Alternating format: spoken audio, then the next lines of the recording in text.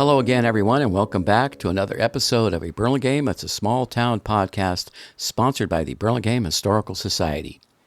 This is Mark Lucchese, also known as Mark at the Mic, and it's my pleasure to have as my guest today John Root, the former general manager of two cultural landmarks that reflect the spirit and diversity of the San Francisco Bay Area.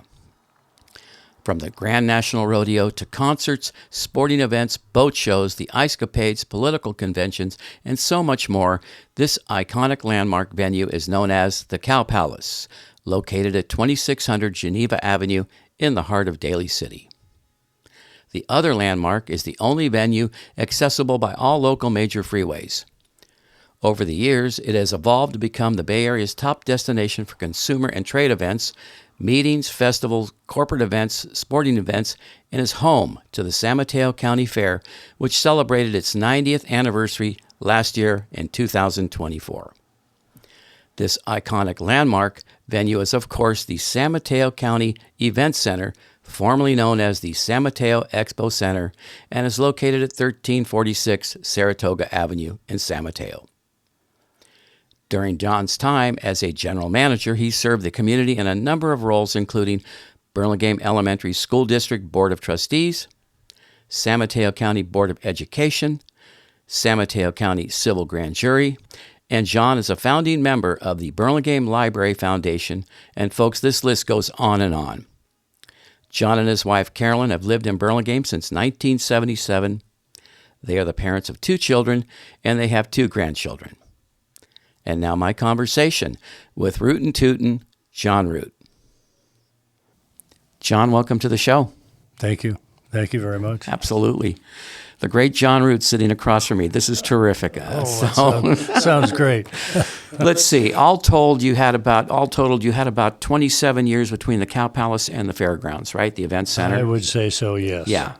I'm going to open up with a couple of interesting facts that I found about you and your years at the Cow Palace. I thought were very interesting, and you can fact check me on these dates or correct me on my dates if I'm incorrect. So, okay.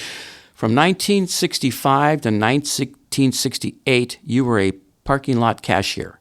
Correct. Okay. In 1969 to 71, you became the booking and event manager. Okay, and that to me, the event manager, booking an event manager seems like a pretty good position. It appears that you were like on a fast track to maybe executive management. But you left the Cow Palace. You left to become the assistant general manager of the California Beef Council. Is that correct? Like, where's the beef type of thing? That's right. That's right. Okay, I have to ask you, what prompted that move?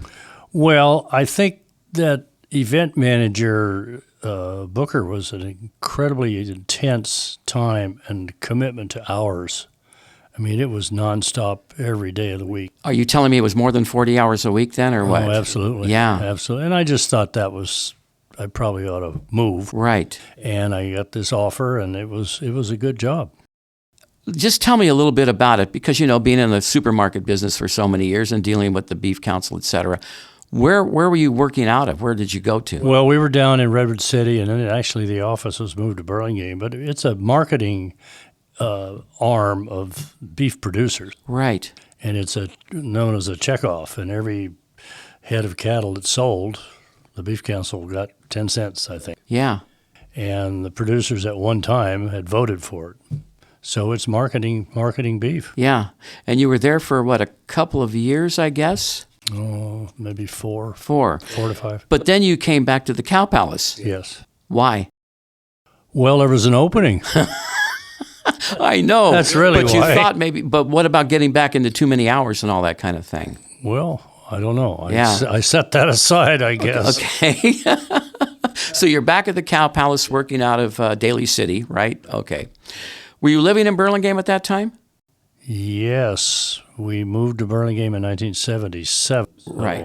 You were back in Burlingame. Yeah. Okay, good. All right. So I'm just wondering, what was it like stepping into these leadership roles at such famous places, iconic places like the Cow Palace and later on at the Event Center? That had to be pretty intense stuff, huh? Well, I guess you're so busy you really don't think about it. Yeah. And you have good people around you, which is incredibly important. Yeah. And I mean, it was stressful, that's for sure. Yeah, right. I've always felt that if you surround yourself with great people, it really elevates yourself. Well, the place was so big, particularly the Cow Palace, that you can't do it yourself. No. I mean, you'll do yourself in a real disservice to the public. Right, absolutely. Okay, let's start with some years at the Cow Palace, okay? Why don't you tell our listeners a little bit about the history of the Cow Palace, how it got off the ground, what year it started, and why did it start? Well, it started as a livestock facility, and it went on for years and years. There was pressure within the livestock industry. Livestock business was big in California. Ag's been big in California forever. It's probably not quite as big now. And there was real pressure for a place where animals could be sold, exhibited, and shown. And finally, this went on for about 20 years. Depression was here, and WPA Labor built the building, and it took a good number of years. The first Grand National Livestock Exposition was in 1941. Really? Wow. And then once that was concluded,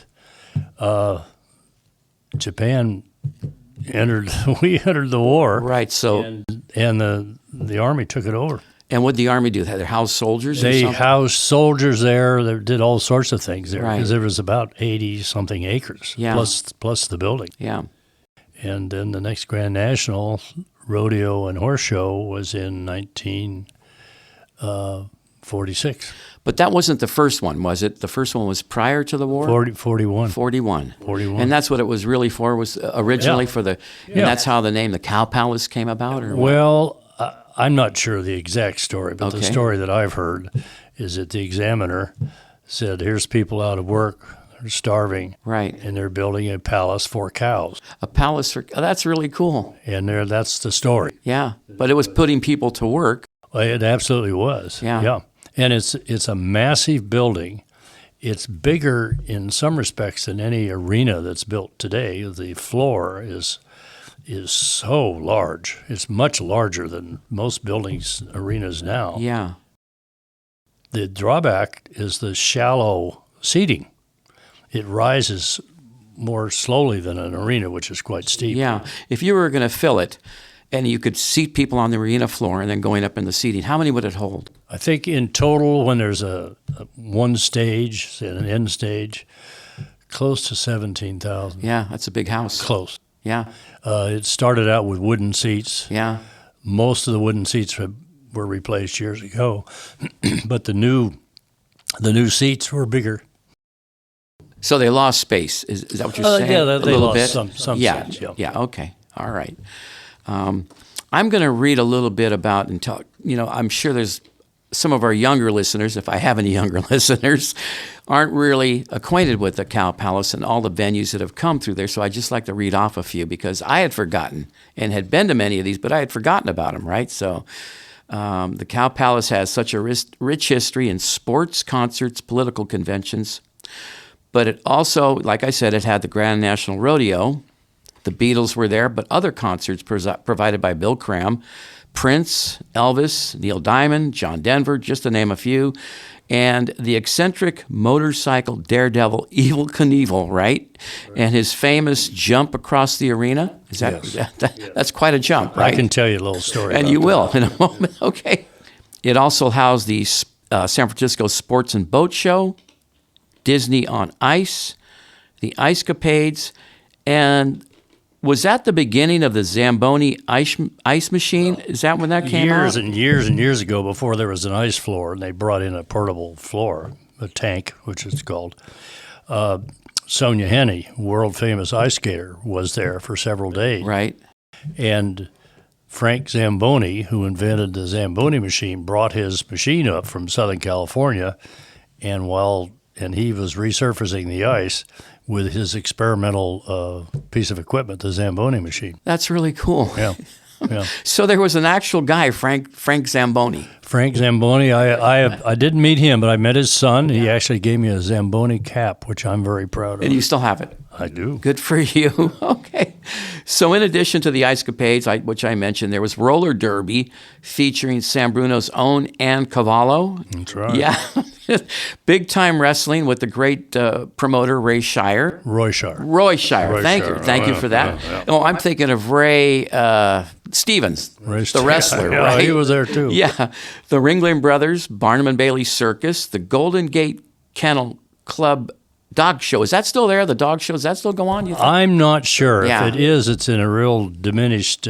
When it was there, it was the largest benched dog show in the country. Yeah. Other than Madison Square Garden. Well, It was really big. I It was remember. a big deal. We've always had dogs in our home, but my wife dragged me to that one time, and it wasn't really what I wanted to do, but she wanted to go, and it's huge. It was huge. Anyway, also they had the Transamerica Tennis Open there with the great promoter Barry McKay, and I had been to that tennis open a few times. Yeah. Great stuff. Very nice man. Yeah. Also, evangelist Billy Graham came through there. John F. Kennedy was there, Martin Luther King, and the UN General Assembly. Man, that's quite a list. I don't think any building can best that, really. During your time there, what were your responsibilities during all of these events? Well, it's really primarily to oversee things. Any event of any consequence, almost all events, there's production meeting ahead of time where the police and fire and everybody is assembled, and you kind of walk through the event. Right. And I attended most of those production meetings. Yeah. And you're there during the show. I was there during many of the shows, but you kind of stand back. You don't get in the middle of things as if you've got really good people. Yeah. I was going to ask that. Did you go to I guess you went to all of the events? No, most of them. And I left early enough. Right. But and if an event, let's say the Tennis Open, it's probably, what 1 week long, I guess, a week long, give or take. You wouldn't necessarily go every night. Maybe you go for the opening and the ending or something, or what? Yeah, and you'd shake hands with Barry McKay before you left. Yeah. Yeah. Sure. Is Barry still around? No, he's passed He away. passed, yeah. Okay. Out of all those events that you were the general manager of at the Cow Palace, is there any one that kind of stands out to you the most? Well, that's hard to answer. How about this? I'm going to put words in your mouth. All right. And then you can go from there. Tell us a little bit about Evel Knievel. Oh, well, that's when I was the operations officer doing the booking and working the show. Yeah. Evel would line up, I don't know how many cars and vans in the arena floor, and the intention was he would jump over them with his motorcycle. Right. Well, he had a little trailer down by that he had where he hung out just before he jumped, right down by the track. Yeah. And for some reason, he invited the manager and me down into his little trailer and offered us a drink of he offered us a drink, wild turkey. Okay. This is before he was going to jump? Yeah. Oh, yeah, that was before. Yeah, and we had taken out the doors into the lobby all the way back past the turnstiles. Yeah. So he could get a running head start. Is that yeah, because I was wondering where he was starting from. And he jumped. He made the jump and crashed into the door of the maintenance department back in the makeup area, came back. Young motorcyclists had been there competing before the main event of Evel. And Evel had been taunting a motorcycle gang. And the gang members came over the arena wall from the seating area down onto the arena floor, and they started fighting with the young motorcyclists. Wow! And the gang members were really outnumbered, so Daly City police swooped in and took care of business, got them out of there, and probably saved them. Yeah, the kids were really on them. Yeah. So that was quite an evening. It was full. Any other events stand out? Well, and I know there was a lot. I know. There was an awful lot of them. I think it was a very exciting when we had Prince there for 6 nights, 1 night off, and then Neil Diamond for 5 nights, all sold out. That was incredibly exciting. I bet. I think that the Grand National is produced by the Cow Palace, and it's a rodeo horse show and livestock show.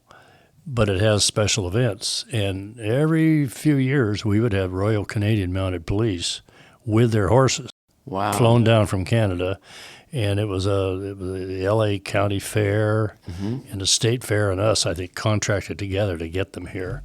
And they were here for 10 days. Yeah. There was a lot of pomp and circumstance surrounding that. Right. That was exciting. I bet you were around quite a bit for that then, huh? Yes, I was. Yeah. Well, the Grand National, it's your own show. You're there pretty Right. much all the time. Yeah.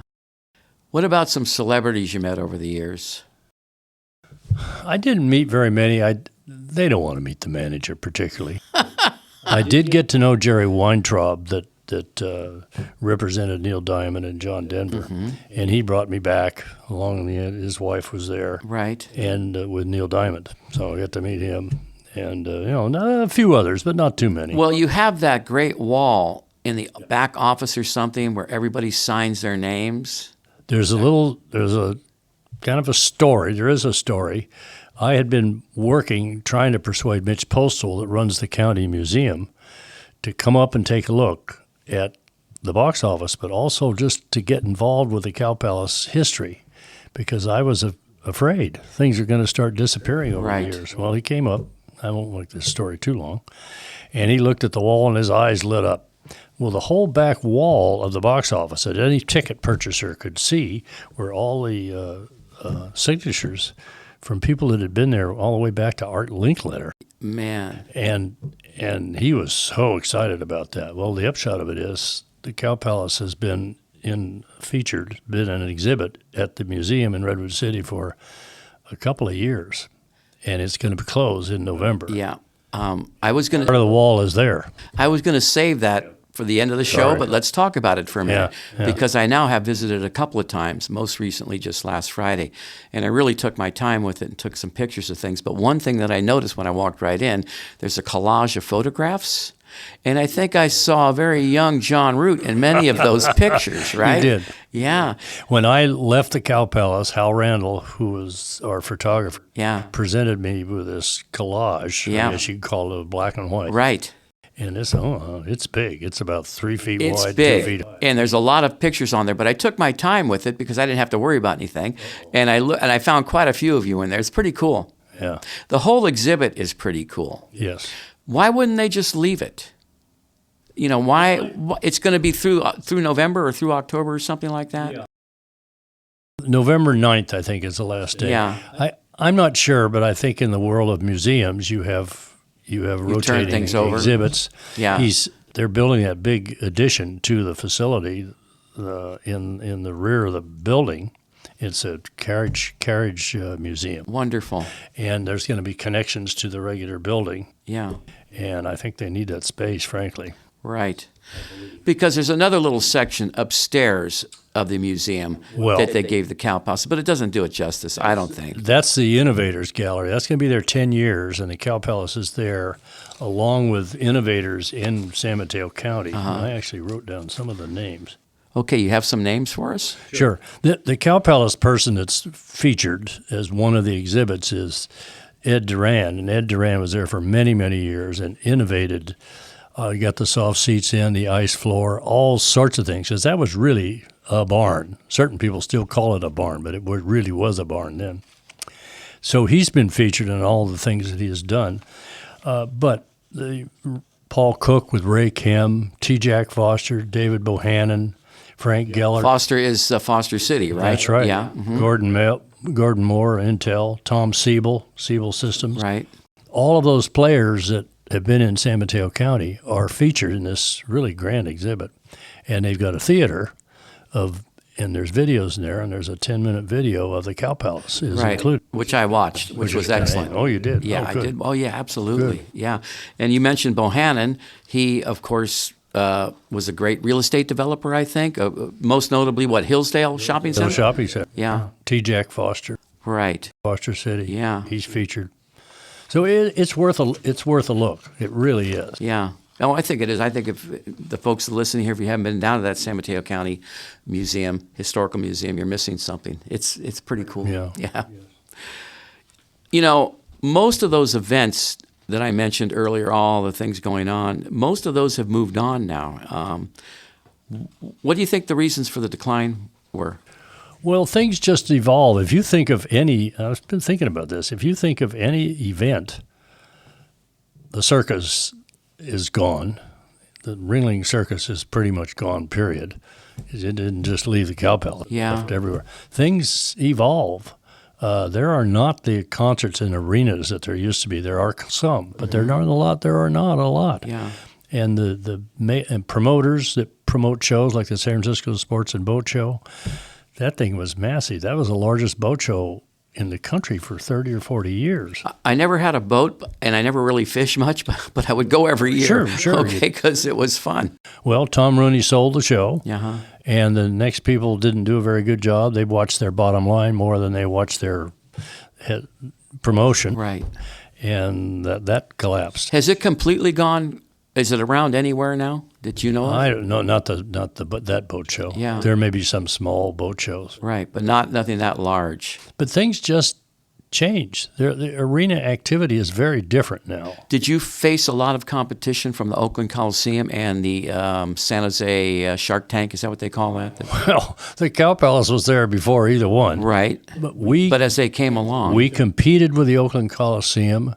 The Warriors played at the Cow Palace for many years, but also played at the Oakland Coliseum. Yeah. And that was wonderful because that tied the building up. And then we had concerts. Oh, right. We had a lot more concerts than they did. Yeah.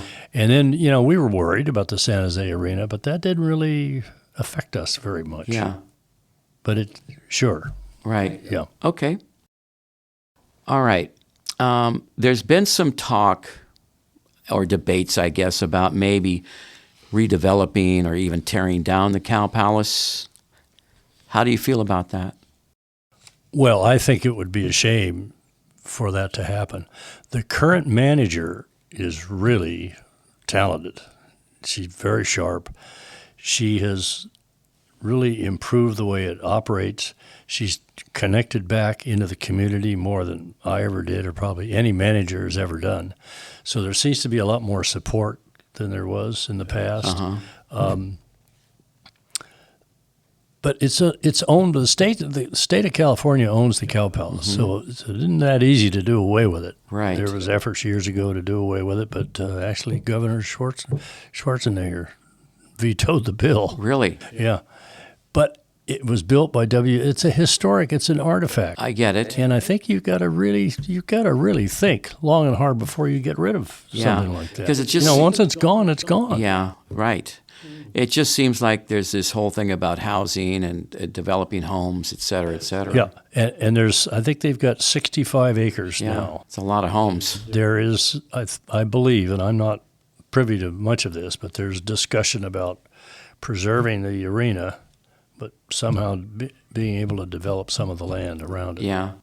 You know what? I saw an aerial view of the Cow Palace, and it looked like a large track on the outside.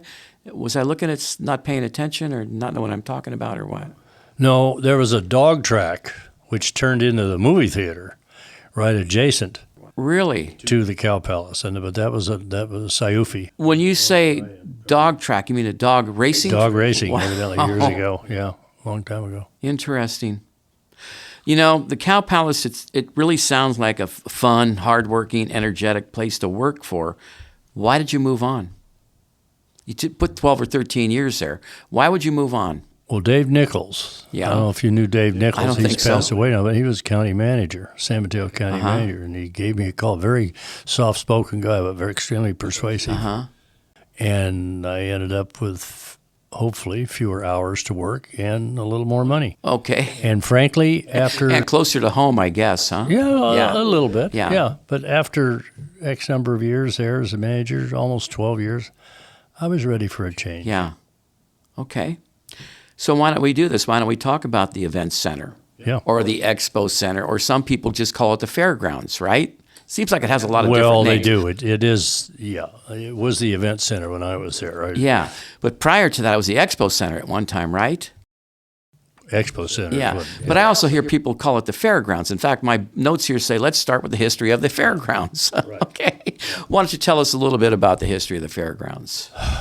Well, it's been there for a long, long time. 90 years, 91. The county owns, you probably know more about it than I do. The county owned the property, but they purchased with some help of state money. So the state has always had their fingers in most of the fairs in California.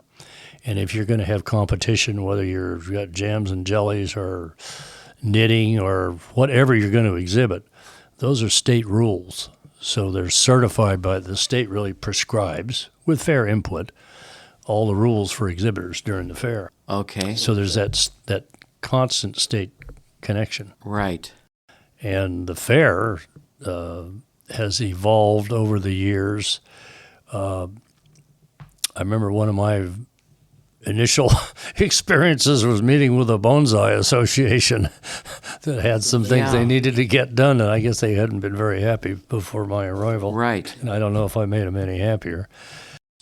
Well, speaking of that, then, when you became the GM, did you have any sort of vision for the fairgrounds? Was there a learning curve leaving the Cow Palace and coming to the fairgrounds? The Cow Palace was so big and so all-consuming that's where you're focused all the time. Yeah.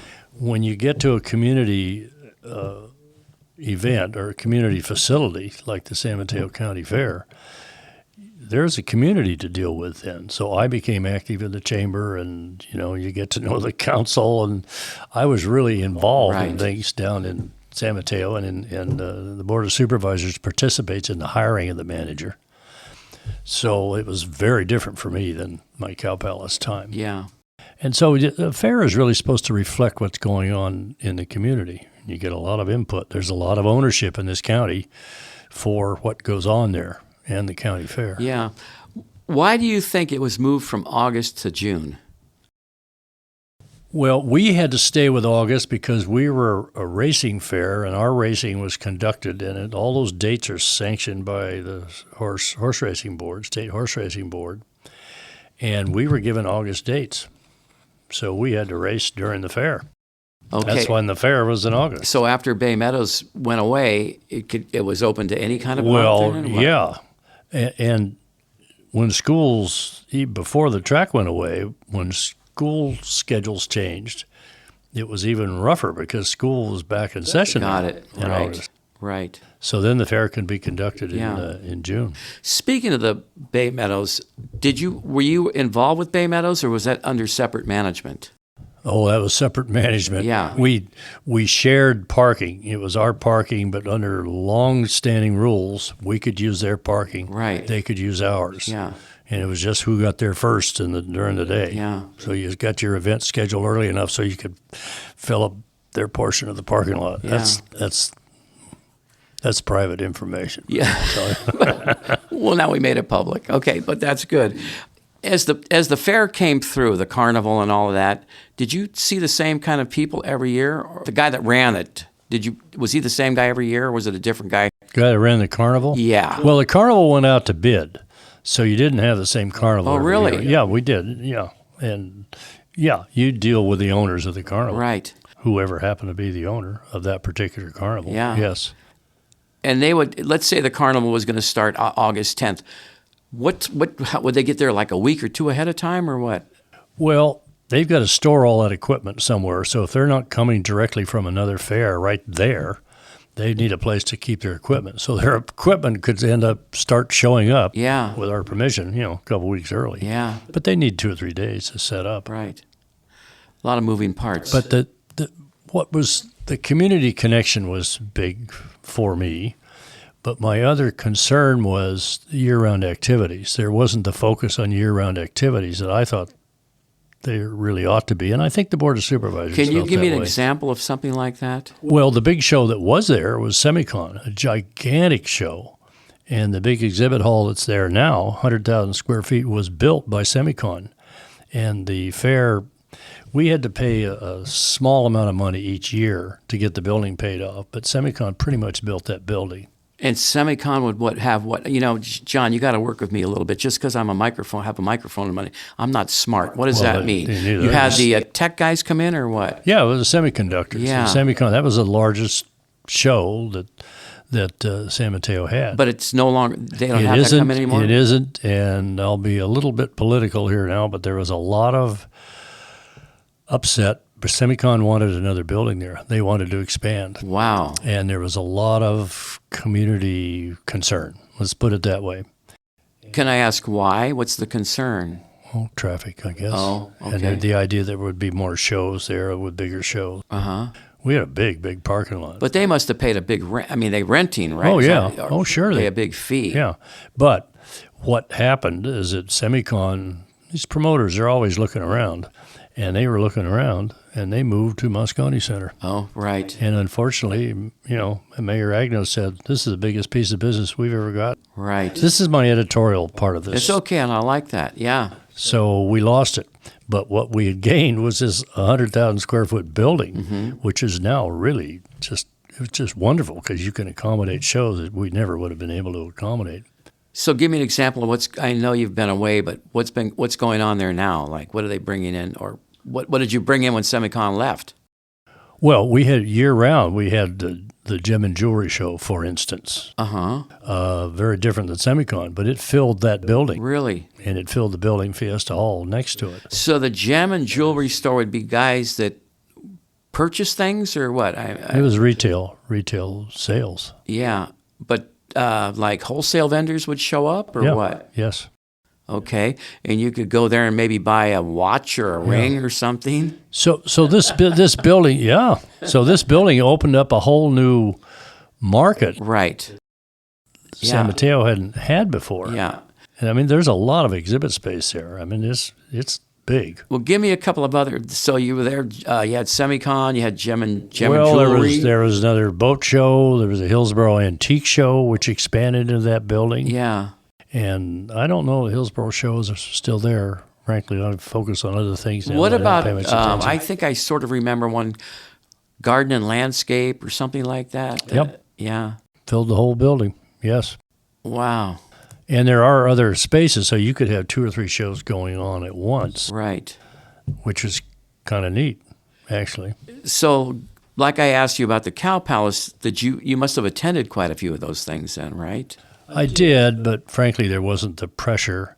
And again, the secret is if you've got a good staff that you can rely on, you utilize them. But I'd have conversations with them if I wasn't there. But I was there for most of them for a while. Yeah. I'd make a cameo appearance at least. Yeah. Of the two, the Cow Palace and the Event Center, what was the most challenging event that you ever had to manage of the two places?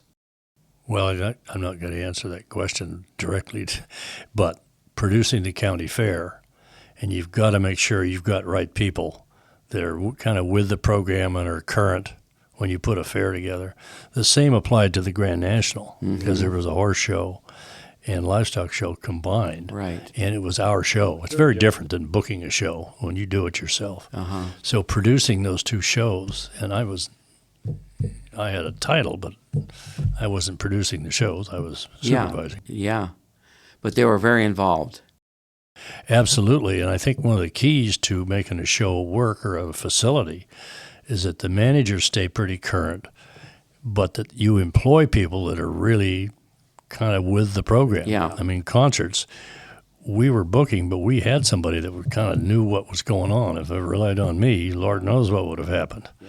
And the same with the fair. I mean, they would know what was cutting edge more than I would know.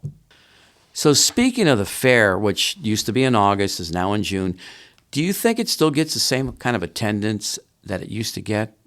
Or is it better than it's ever been? I can't really answer that question. You haven't been lately, probably. I haven't been. Well, I went in June. Oh, you did? Good for you. And they've got a great manager. I mean, she's really good. Yeah. And it's got a good staff. I mean, that is the key. Right. And you got to reflect what's going on in your community to make people want to go and participate, because there's so much community participation in all these departments. Do they still have the 4-H club showing up, though, and all that kind of stuff? Oh, absolutely. Yeah. Yeah, they certainly do. Yeah. Let me ask you this, then. How important is the fairgrounds to the economic and cultural life of San Mateo County? Is it still pretty important? Well, yeah, because any show that comes in there, if it's a convention or trade show, all of those, and pretty much any show, those exhibitors are staying in hotels. If they're attendees at the show, at the trade show, they're staying in hotels. Yep. So the hotels benefit.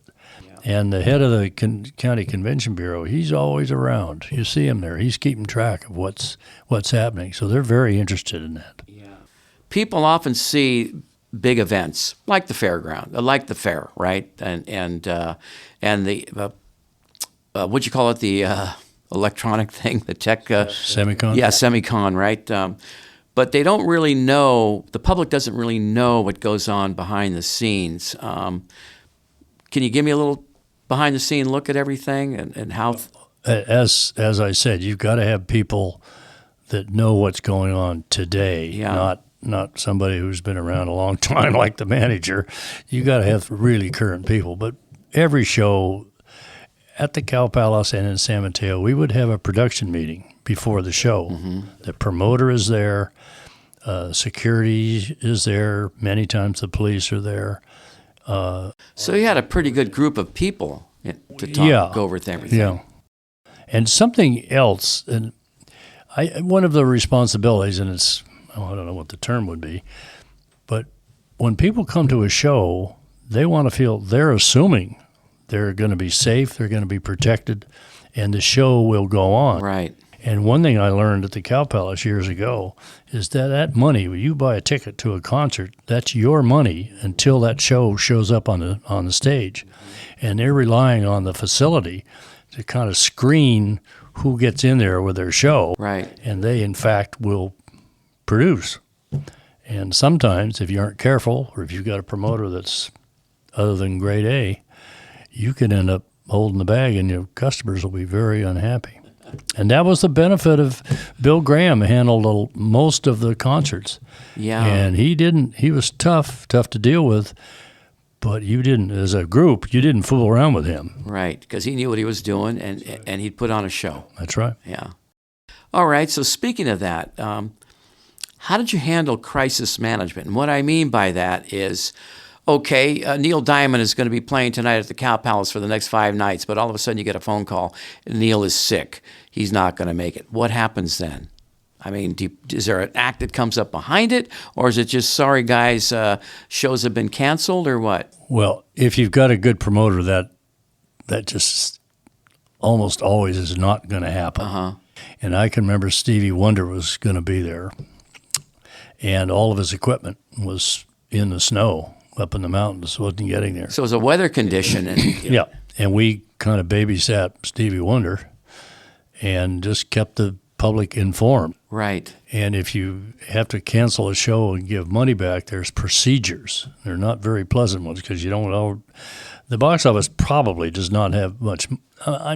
It may be a different world right now. I know. But the box office probably doesn't have the money there that night. You have to give everybody a ticket, their money back, right? But if you've got a responsible promoter, they're going to deal with it. Yeah. But I look at some of these shows where a concert doesn't happen and they're making promises, but if they aren't legitimate or if they don't have a history of being solidly in business, I'm guessing a lot of those people don't ever get their money back. Right, you're going to get stiffed. So I'm not giving you a 100% answer, right. But you It's just... okay. It's okay. Just do your best. If you're dealing with a responsible promoter that you've got a good relationship with, they're going to do everything they can to make it work. Yeah. Because they want to do business with you again. Let's talk about the next generation of fairground and event center leaders, right? You mentioned the gal. Actually, I guess it's 2 ladies, right? One is running the Cow Palace. Is there a woman up there that's... Yes, there is. And there's one and you like the one at the fairgrounds, absolutely. Too, right? Both of them are very competent. If you could sit down and give them let's say they came to you and sought your, knowledge for some advice, what would you tell them? I don't know whether they need any of my advice, but have good people. Reliable people around you that right. you can trust, because if you think you're going to run that by yourself, yeah, or you're getting your... How involved were you with interviews with people coming on? I mean, obviously you had an HR department, I would imagine. No, I did the hiring of the department heads. Yeah, at the Cow Palace and the Event Center. Yes. Yeah. So you got to almost handpick your staff. But I'd have members of the staff, management staff, sit in on part of some of the interviews. Right, just so they can get the feedback and everybody's on the same page when you go to hire somebody. Yeah. So we were very fortunate. I had wonderful people. And actually, one of our event coordinators, and he was doing the booking, he may still be the manager of the MGM Grand Arena. Really? He was for years, yeah. Wow. He left us, yep. So after 27 years combined between the two, and both, doing well and very popular. Oh, wait a minute. I need to ask you this question before I forget. I'm sorry. Uh-oh. What's going on at the Cow Palace today? Well, the Grand National is continuing, I think, in a limited fashion. And that's in October? November? Yeah, it's October. Right. And the Junior Grand National is somehow combined with that, and I don't know any details. Okay. There are concerts now, and I can't describe them because their concerts these days are way past mine. Yeah, okay. So they're doing smaller type of things. Well, yeah, and she's doing a lot of community stuff. Uh-huh. Tying back into the community, North County. Yeah, okay. And I know that San Mateo County has established, I don't know what you would call it, but for emergency feeding and housing during emergency. Right. They are officially set up as a spot. Great. Now, which is really good. Yeah. She's incredibly responsible. Good. Okay, John, I'm just wondering here, do you think the role of places like the Cow Palace and the San Mateo Event Center, their role is going to change in the next 10 to 20 years? I'm sure it will, but you have to adapt to what's going on. I mean, people don't want to know that the Cow Palace is going to disappear or the Expo Center is going to disappear. It has to stay there, but its use may change. Like, for instance, San Mateo, that's where they did all the COVID screening and inoculation. Right. I mean, there was that 100,000 square foot building that the county could just swoop in and use. Right. And they used Fiesta Hall too for beds. Yeah. That were set up that were never used. We did the drive-through, didn't we, on COVID? Didn't we? Absolutely. Yeah. Yep. Who would have ever thought, huh? So you've just got to adapt to what's going on around you, and the key is to having good people around you that kind of sense. And a board. I mean, both places I've reported to a board of directors. They need to stay tuned in to what is needed and the changes that are taking place. And I think they will, because at every meeting you discuss shows coming up and how, the characteristics of each show. Yeah. So they're kind of aware of. Sounds like just an action-packed place to work, though, to me. Just a lot going on.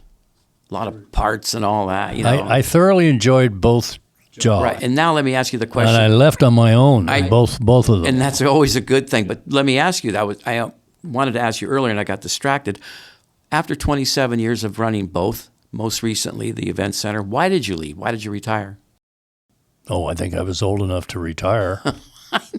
And I was getting along with everybody in both times. Yeah. So it was just a good time. It just was a good time. Yeah. Okay. I don't know. I was 63, 64. Jesus, you were young, John. Come on. I was a wee child. Yeah, I was. When's the last time you were back at either place, either location? Well, I went to the fair in June. Great. And I was up at the Cow Palace for something 2 or 3 months ago. Uh-huh. It's a different feeling walking into a place. Has it been remodeled at all inside? Is there any changes? Is this the same place that you left many years ago? No, they've added things. Uh-huh. They've changed the lighting, and I don't know what it is, but it's very bright, and that is really good. It must be the LED lighting now or something? I guess. It is incredible. Great. But box offices aren't used. I think I don't know how tickets operate these days, but you don't stand in a long line at a box office. Yeah, I guess everything's online, right? Yeah. When Mitch Postal from the museum came up and I was able to persuade him to come take a look, we got him over to the box office and in so he could see the wall. I had not been in that room in over 30 years. Wow. And it was a very, very unusual feeling. Yeah. Great. Quite something. It's great. Speaking of that wall, they took pieces of that wall and put it at the museum, right, for the show? They took sheets, I suppose there's maybe 30, 40 feet of right, and that's all going to go back. I don't think it is. Oh, no kidding. I don't believe so. I think it's going to stay there in the archives or somehow displayed. Really cool. The 10-year exhibit, the Innovators exhibit, has 2 sheets with Elvis's. Oh, I saw some. I took pictures. I thought it was really cool. I didn't get a chance to meet Elvis. I met Colonel Parker. Okay. Gave him a Cow Palace cap. Yeah, that's great. He was all over. Oh, boy, he was everywhere. Yeah, quite a guy. Yeah. John, I think we're coming to the end here. So do you have any shout-outs to family or friends, colleagues you'd like to mention? Well, long-suffering wife, Carolyn, she had to put up with all my schedules. How many years you been married? 61. Wow, terrific. Congratulations. And children. Yeah. Two children. Boy and a girl or two boys? Boy and a girl, yep. Good way to go. Our son, well, they both have a little bit of, my job got into them a little bit. Good. Bryce came to a concert and Sammy Hagar was not performing, but he was sitting in the seats. And our son Bryce got to sit right next to him. That's a thrill. He thought that was pretty neat. That's a thrill. And good facility people go to conventions. Yeah. Facility conventions. And we went to one. They had a big exhibit show. And Hulk Hogan, WWF. Who just recently passed away. Yes. Yeah. But Hulk Hogan was there in full attire. And our 10-year-old daughter got a chance to stand next to him. And we have that picture. Cool. Yeah. Those are things you don't forget. No. That's great.